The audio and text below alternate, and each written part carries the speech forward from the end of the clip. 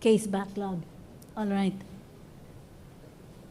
There is no single solution to the congestion of court dockets. The congestion of court dockets, I have found after my initial studies, are concentrated in 4 areas. 4. So please note, these are in all the courts of the National Capital Judicial Region, which is Metro Manila. The second is in the Calabar Zone. The third will be in Angeles, and the fourth will be in the Cebu metropolitan area. Okay.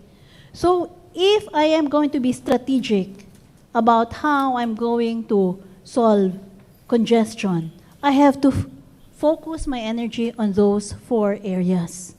So what are we doing at the moment? Right now, we are assigning some of our judges from outside of those areas to help as assisting judges in these heavily congested courts. They are also the priority in the filling up of judicial vacancies. And the JBC chairman of the executive committee is here to attest to that. We are also launching the electronic court system in Quezon City, and we are already starting to identify the next areas for which the electronic court system will be rolled out. And it will be, in all probability, be in the NCR, and they will progressively be rolled out in the most heavily congested areas until there is already a nationwide coverage of the electronic court system.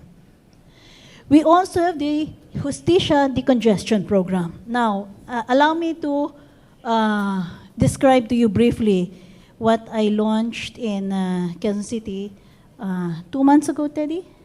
Or 2 months ago. We had courts which had dockets of more than 500 as our priority courts.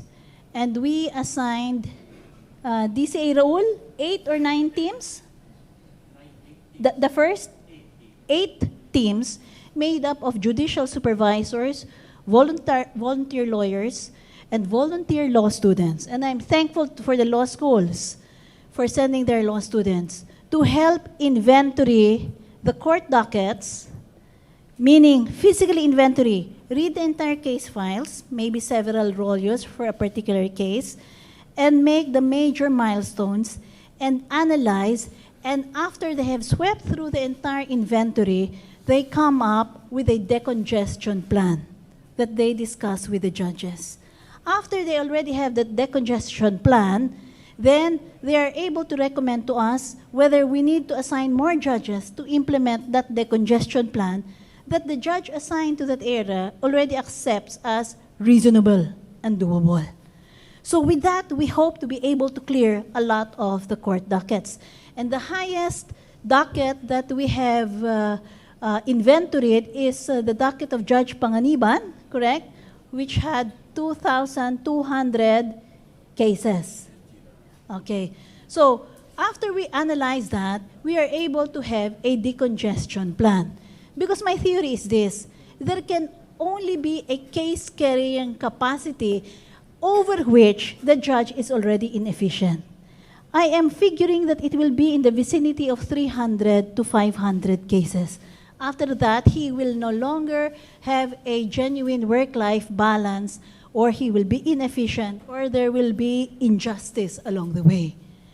If we can allow the courts to have that smooth case-carrying capacity in all our courts, then naturally, litigation time will be faster. The other, so that's, we have already spoken about assisting judges, the decongestion plan, the electronic court system, which is a case management tool. Although the public is able to enjoy the kiosk because they can already identify the status of their cases and can predict when the next hearing will be. The beauty of the electronic court system is that the judge himself can have a plan to prioritize which cases, because the electronic court system has a way of aging the cases and alerting him about the detention time that prisoners are already serving, and who therefore whose cases therefore must be expedited. So the judge can be stricter with the prosecutors and the PAOs. Now, one major reason for the delay of criminal litigation is the absence of PAO lawyers and prosecutors. For us to achieve a correct pace in litigation, we have to have a 1:1 balance. In other words, in some areas, you have one prosecutor assigned to 5 courts. And if you have one prosecutor assigned to 5 courts, you can just imagine that a case of a prisoner in detention will most likely be calendared only every 4 or 6 months. We have right now 2,200 lower court judges. We only have about 1,700 to 1,800 prosecutors, that number. So there is a 500 prosecutor gap. On the other hand, I heard that there are only about 1,500 PAO lawyers. So there is a 700 or 800 PAO lawyer gap. There is not a 1-to-1 correspondence. That's why you have hearings getting postponed intolerably. And that cannot be tolerated. And I've already communicated this problem to Secretary De Lima, and I've already mentioned this in a social function to the President. There must be a 1:1 correspondence. Then we have the judicial affidavit rule. When it is in full operation, it will cut down litigation time by 50%, because we have estimated that the presentation of the testimonies of witnesses, the direct testimonies, take up 50% of the litigation time. I had already described to you the agreement that we had with Secretary Rojas, where he will ensure the appearance of police witnesses. We are right now trying to conceptualize. We already, in addition to the podcast in the Supreme Court where you are enjoying the oral arguments, we just distributed more than 2,000 audio recording devices which are pedal activated, which will allow our stenographers to produce stenographic notes faster. And we are trying to look at the rules so that we will be able to make these audio recordings available to the parties so that they can file their pleadings without waiting for the transcripts to be finished. Attorney JJ, you understand how important that is. Nobody waits for the transcripts anymore. If we can do that, but we have to revise some of the rules to allow that.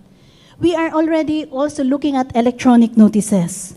Just imagine, if you are notified officially by SMS that the calendar for your case is on such and such a date, and you also receive a corresponding notification by email, and we will consider that as conclusive on you, the electronic notification system, we will cut down the 2 months that it takes for the postal registry return card to be given back to the court before the court is satisfied that notice about a particular incident has already been given to the parties.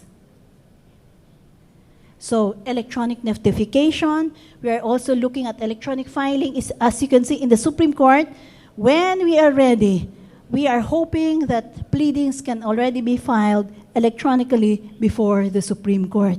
We are looking at whether we can set up kiosks in the most populated areas so that lawyers, even those who do not have the technical facilities to do so, can find a way to scan their pleadings and mail it through that electronic kiosk that we are looking at. The problem of the congestion, the problem of prolonged litigation has to be solved by a menu of solutions. Not a single solution is sufficient. Thank you, ma'am. Now we go to the next one who will ask a question from the Justice Beat from Philippine Star, Edu Punay.